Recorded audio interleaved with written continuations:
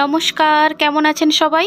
আমি প্রতিমা ঘরে বাইরে বাঙালিয়ানার আরেকটি ব্লগে আপনাদের সবাইকে স্বাগত জানাই। পুরো ডিসেম্বর জানুয়ারি গেল, বৃষ্টির দেখা নেই। অনেক কষ্টে ফেব্রুয়ারি মাসে এসে বৃষ্টি চলছে। কাল থেকেই বৃষ্টি হয়েছে, আজ সকাল থেকেই প্রচুর বৃষ্টি হচ্ছে। আবার সাথে দেখুন অনেক ছোট ছোট শিলও পড়ছে। যদিও এখানে সবাই এটাকেই বরফ বলে, বরফ পড়ছে। তবে বরফ বলতে ঠিক বরফ না, যেটাকে আমরা ওয়েস্ট বেঙ্গলের শিলাবৃষ্টি বলি, আজকে কিন্তু সেটাই চলছে। তাই ভাবলাম এটা আপনাদের সাথে শেয়ার করি। আপনাদেরকে আগের ভিডিওতেই বলেছিলাম যেদিন বৃষ্টি হবে সেই দিন আমরা পাতনিটপ নাথ্যাটপ একটু ঘুরে আসব। কিন্তু বলি এক, হয় আরেক।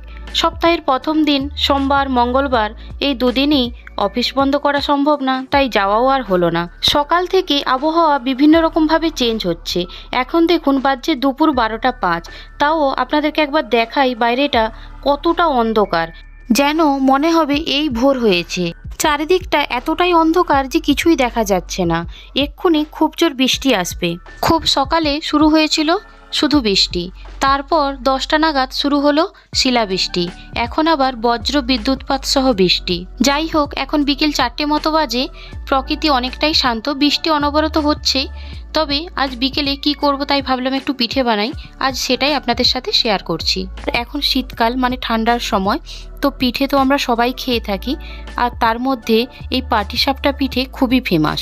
নর্মালি যেভাবে আমরা পাটিসাপটা বানিয়ে থাকি, আজ কিন্তু আমি পাটিসাপটাটা সেভাবে বানাইনি, একটু অন্যরকমভাবে বানিয়েছি।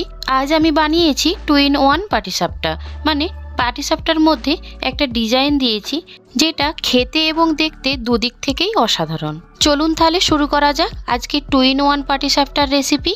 সবার প্রথম একটা নারকেল ভেঙে নিয়েছি। নারকেল ভেঙে নিয়ে নারকেলটাকে কুড়ে নিচ্ছি। নারকেল কুড়ে নেওয়ার পর একটা ফ্রাইং প্যান বসিয়ে দিয়েছি। এর মধ্যে দিয়ে দিচ্ছি 1/2 লিটার পরিমাণ দুধ। এবার দুধটাকে প্রথমে গরম করে নিচ্ছি। দুধ গরম হয়ে গিয়েছে। দুধ গরম হয়ে যাওয়ার পর এরই মধ্যে দিয়ে দিচ্ছি কিছুটা পরিমাণ পাটালি গুড়। আমাদের ওয়েস্ট বেঙ্গলে সাধারণত যে টাইপের পাটালি গুড় পাওয়া যায়, এখানে সেরকম পাওয়া যায় না। দেখুন একটু ছোট ছোট টাইপের, বাটি বাটি টাইপের এই গুড়গুলো পাওয়া যায়। সব থেকে মজার কথা এটা হলো, আমাদের যে ঝোলা গুড় পাওয়া যায়, তাই খেজুর গুড়ি বলুন বা আখ গুড়ি বলুন, লিকুইড গুড় পাওয়া যায় ওয়েস্ট বেঙ্গলে। কিন্তু এখানে এই লিকুইড গুড় বলতে কিছু নেই। যা কিছু বানাতে হয় এই গুড় নিয়ে এসে এটাকে গলিয়েই কিন্তু এরা বানায়। লিকুইড গুড় হয় বলে এরা কিন্তু জানেই না। আমার কাছে যেহেতু খেজুর গুড়ের পাটালি নেই, তাই আমি এখান থেকে যেই গুড় কিনে এনেছি এটা দিয়েই তৈরি করছি। আপনাদের কাছে যদি খেজুর গুড়ের পাটালি থাকে তো সেটা দিয়েও তৈরি করতে পারেন, তাতেও কিন্তু টেস্টটা খুব ভালো হয়। এর উপরে দিয়ে দিচ্ছি দেখুন 3 চামচ পরিমাণ ময়দা আর 3 চামচ পরিমাণ সুজি। এই 3 চামচ পরিমাণ সুজি আর 3 চামচ পরিমাণ ময়দা দিয়ে খুব ভালোভাবে মিক্সড করে নিচ্ছি।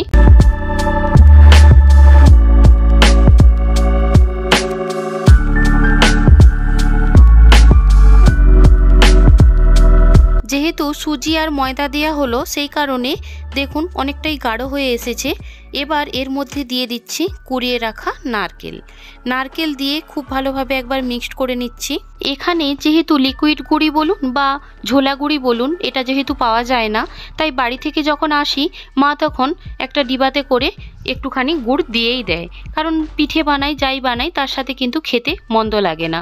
কখনো কখনো রুটির সাথেও খেতে কিন্তু বেশ ভালোই লাগে। মোটামুটি পুরটা দেখুন রেডি হয়ে গিয়েছে। এই সময় এর ওপরে দিয়ে দিচ্ছি 1 চামচ পরিমাণ ঘি। ঘি দিয়ে আবারও ভালোভাবে মিক্সড করে নিচ্ছি।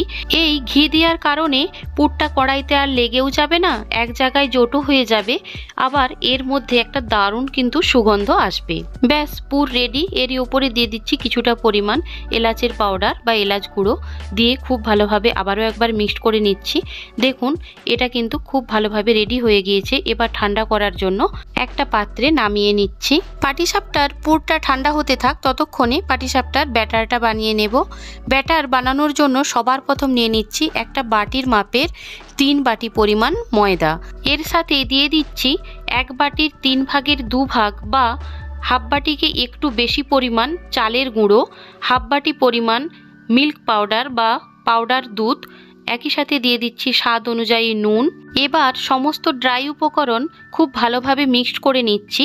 মিক্সড করে নেওয়ার পর এতেই দিয়ে দিচ্ছি হাফ বাটিকে একটু কম পরিমাণ চিনি। চিনি দেওয়ার পর একই সাথে দিয়ে দিচ্ছি পরিমাণ মতন জল। অল্প অল্প জল দিয়ে ব্যাটারটা বানিয়ে নিচ্ছি। নর্মালি পাটিসাপটা বানানোর জন্য আমরা ঠিক যেমন ব্যাটার বানাই আমি ঠিক সেরকমই ব্যাটারটা বানিয়ে নিচ্ছি।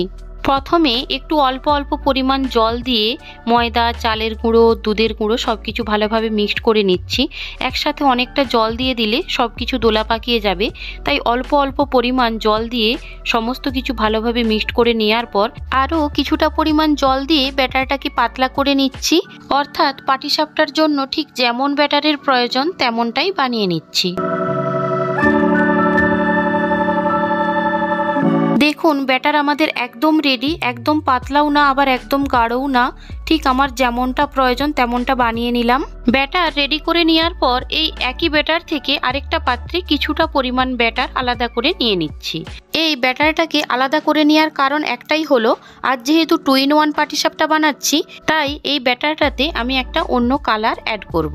এবার এই ব্যাটারের মধ্যে খুব অল্প পরিমাণ অরেঞ্জ ফুড কালার অ্যাড করছি, দিয়ে খুব ভালোভাবে মিক্সড করে নিচ্ছি। যেহেতু 2 in 1 পাটিসাপটা বানাবো তাই দুটো কালারের প্রয়োজন। একটা তো নর্মাল যেটা কালার সাদা সেটা তো হয়েইছে, আরেকটা অরেঞ্জ কালার করে নিলাম যাতে 2 in 1টা ভালোভাবে বোঝা যায়। দেখুন একদম রেডি। আমার কাছে এরকম একটা সসের বোতল আছে তাই এটার মধ্যে আমি অরেঞ্জ কালারের ব্যাটারটাকে ভরে নিচ্ছি। আপনাদের কাছে এরকম টাইপের বোতল থাকলে তার মধ্যে ভরে নিতে পারেন, অথবা যদি এরকম বোতল না থাকে তাহলে কোল্ড ড্রিঙ্কসের বোতলে বা জলের বোতলে ব্যাটারটা ভরে নিয়ে বোতলের ছিপিতে একটা ফুটো করে নিলেই রেডি হয়ে যাবে। যেহেতু এখানে খুব ঠান্ডা তাই একটা বাটিতে কিছুটা পরিমাণ ঘি গলিয়ে নিলাম।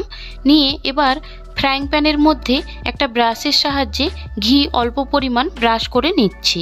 এক্ষেত্রে ফ্রাইং প্যানে খুব অল্প পরিমাণে ঘি লাগাতে হবে, না হলে ব্যাটার দেওয়ার সাথে সাথে ফ্রাইং প্যানে লাগবে না, ধোসার ব্যাটারের মতন এক জায়গায় জোটো হয়ে যাবে। ফ্রাইং প্যানটা খুব ভালো মতো গরম হয়ে আসলে যে অরেঞ্জ কালারের ব্যাটারটা রেডি করেছি ওটাকে ঠিক জিলিপির মতন এইভাবে ঘুরিয়ে ঘুরিয়ে গোল করে প্রথমে দিয়ে দিচ্ছি।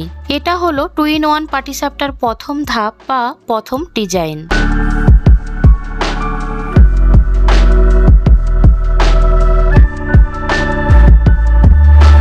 অরেঞ্জ কালারের ব্যাটারটা দেওয়ার কিছুক্ষণের মধ্যেই দেখবেন ব্যাটারটা হালকা শক্ত হয়ে এসেছে।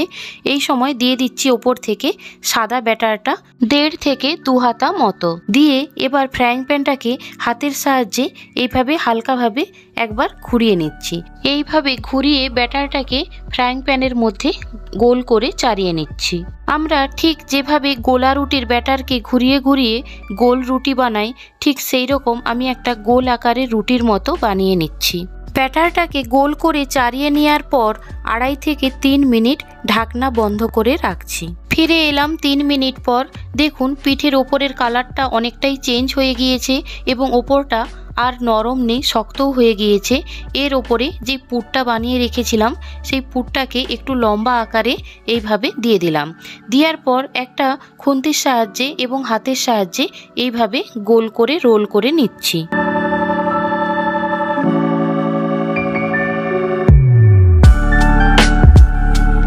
এইভাবে দেখুন আমাদের 2 in 1 পাটিসাপটা কিন্তু একদম রেডি। সেম প্রসেসে আরও একটা 2 in 1 পাটিসাপটা বানিয়ে নিলাম। ঠিক একই রকম প্রসেসে ফ্রাইং প্যান ছাড়াও রুটির তাওয়াতে বা ধোসার তাওয়াতে একই রকমভাবে আরেকটি পাটিসাপটা আমি বানিয়ে নিচ্ছি।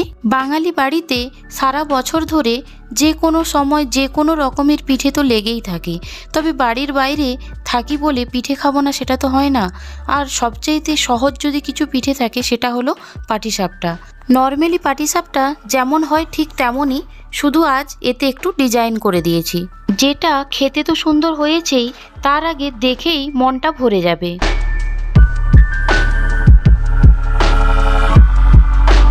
একই রকমভাবে ঢাকনা বন্ধ করে রাখছি 2.5 থেকে 3 মিনিট। 3 মিনিট পর ঢাকনাটা খুলে এর মধ্যে আগে থেকে তৈরি করে রাখা পুরটাকে ঠিক একই রকমভাবে লম্বাভাবে দিয়ে দিচ্ছি।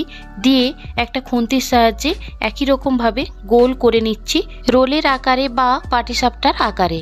ফ্রাইং প্যান, তাওয়া, রুটির তাওয়া যে কোনো কিছুতেই এই 2-in-1 পাটিসাপটা খুবই সহজে এইভাবে বানিয়ে নিতে পারবেন এবং পরিবারের সবাইকে খাওয়াতে পারবেন। একে একে আমার সমস্ত পাটিসাপটাই রেডি হয়ে গিয়েছে। আমার এই 2-in-1 পাটিসাপটার রেসিপি আপনাদের ভালো লাগলে আপনারা অবশ্যই একবার বাড়িতে বানিয়ে খেয়ে দেখতে পারেন এবং পরিবারের সবাইকে খাওয়াতে পারেন। যদি ভালো লাগে অবশ্যই কমেন্টে জানাবেন। চলুন তাহলে ঘরে বাইরে বাঙালিয়ানার ব্লগটি এখানেই শেষ করছি। সবাই ভালো থাকবেন, সাবধানে থাকবেন, সুস্থ থাকবেন এই কামনা করি। আর ঘরে বাইরে বাঙালিয়ানার ব্লগটি ভালো লাগলে লাইক, কমেন্ট, শেয়ার করবেন। আরও নিত্য নতুন ভিডিও পেতে চ্যানেলটি সাবস্ক্রাইব করে নেওয়ার অনুরোধ রইল। পাশে থাকা বেল আইকনটি ক্লিক করে নেবেন। ফিরে আসছি নতুন একটি রেসিপি নিয়ে, নতুন একটি ব্লগে। ভিডিওটি দেখার জন্য সবাইকে অসংখ্য ধন্যবাদ।